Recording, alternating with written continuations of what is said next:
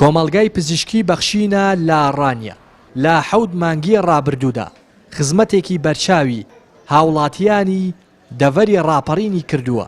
لەو ماوەیەدا نزیکەی 12,880 هاوڵاتی سەردانی کۆمەڵگاکەی کردووە بە مەبەستی چارەسەر.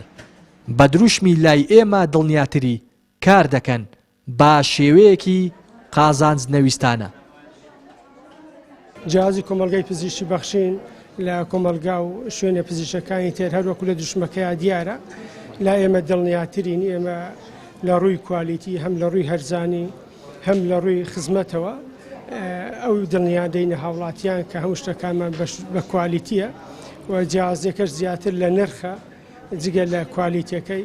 ئێمە نرخی هەموو بژنی پزیشک لا ئێمە بە 3,000 کە لە دەڤەری ئێمە هەموو پزیشکەکان بە 15,000 نەخۆشە بینن. کۆمەڵگەکەمان پێک دێ لە کلینیکی ڕاوێژکاری کە چەند بەشێک لە خۆگرێ، بەشی فەقەرات و ڕۆماتیزم، پزیشکی پسپۆری فەقەرات و ڕۆماتیزم، پزیشکی پسپۆری منداڵان، پزیشکی پسپۆری خۆرگوول و توجێ، پزیشکی پسپۆری پێست، پزیشکی پسپۆری میز و میزەڕۆ و پزیشکی پسپۆری ژنان و منداڵ بوون.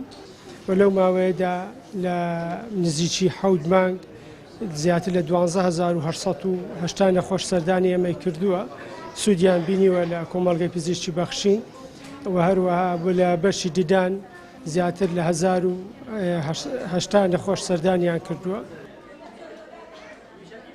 هاوڵاتیانیش دەڵێن کۆمەڵگای پزیشکی بەخشین لا ڕانیە سوود و خزمەتێکی باش و بەرچاوی لە ڕووی تەندروستیەوە با هاوڵاتیان و چینی کەم دەرامەتی دەڤەرەکە کردووە. بە جۆرێک نرخی بینینی نەخۆش تەنیا 3,000 دینارە.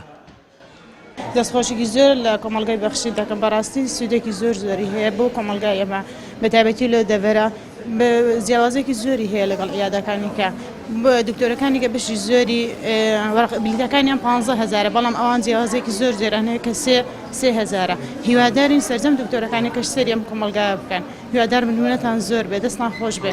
مناتم بۆ فەحسی ڤیتامینەکانە گە لە دیوی دەرەوە بیکەم 110,000 دەڕات، لێرە هەموو پارەکەی کە دەڕات 30,000 زیاتری تێدانە. بۆ نمونە ئێستا لە بەشی دەرەوەی ئەم خەسخانەیە نەخۆشخانەیە بینین نەخۆش 15,000 20,000 بەڵام لێرە تەنیا 3,000. ئەوەش بۆ خەڵکی زۆر سوودمەند دەبێت. نەخۆشخانەی بەخشین ناوەندێکی چارەسەری خێرخوازی قازانجنەویستە. دەستگای بەخشین خاوەندداری دەکات.